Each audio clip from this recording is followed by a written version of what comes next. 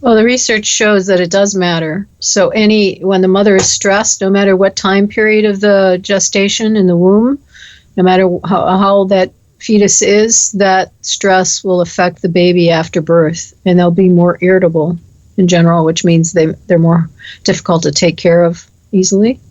So it does have long-term effects. We have that pretty established with lots of different studies.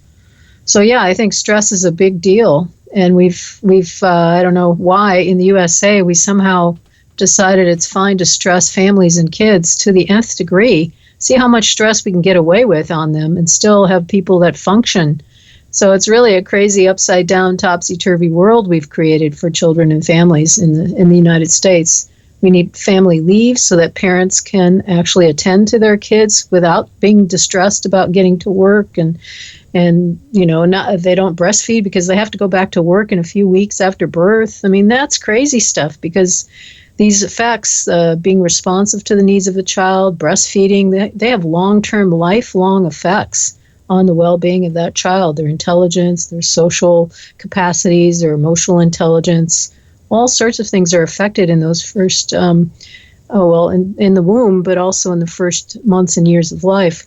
I can talk to you about what we call the evolved nest, which has these characteristics that are really millions of years old, that we used to provide children as human beings, but we in civilized nations have moved farther and farther away from them, and especially in the USA in the last century.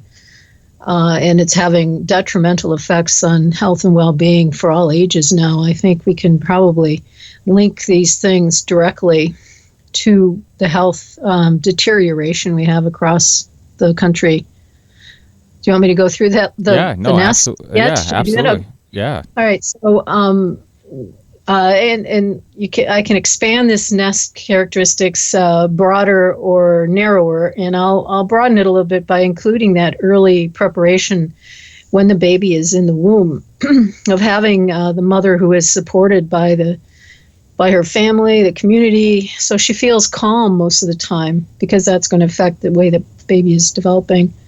And then she needs that support after birth too.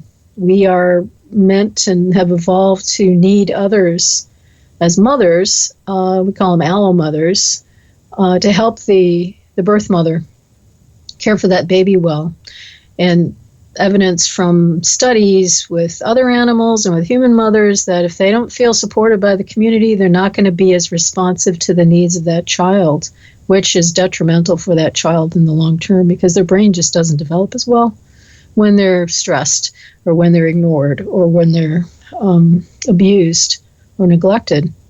So supportiveness when the mother's pregnant, supportiveness of the community after birth and through the life of that child is really important for the well-being and normal, optimal, I call it normal, optimal development of the child. So that's one thing.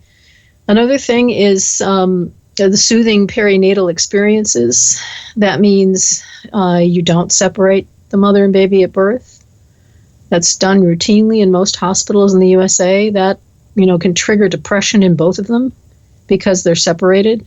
And we've got postpartum depression epidemic in our society right now. The mothers get depressed, and then they aren't very responsive to their babies because they're depressed, and then the baby's depressed, and they just don't get along. And do you know what the increase of that is? Because it does seem like it's more common now than before.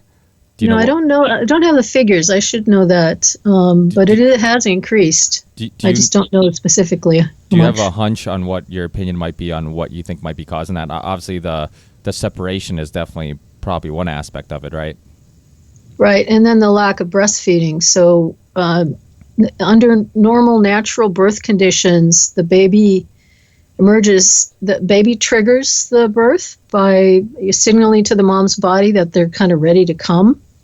And so if you schedule a birth with a cesarean, or you induce the birth with Pitocin, you're undermining that baby's kind of agency to be born. So there probably is an effect there. And flooding the mother's body with Pitocin, which is artificial oxytocin, also probably there's suspicion that undermines the baby's own oxytocin systems and then suppresses that. And the oxytocin hormone is the cuddle hormone, it's called often. It makes you feel good and at ease and all this. So there's a lot of physiological things that get messed up when you mess up the timing of that baby's birth. And so having it, so in a way that's traumatic to force the baby into the world before they're ready.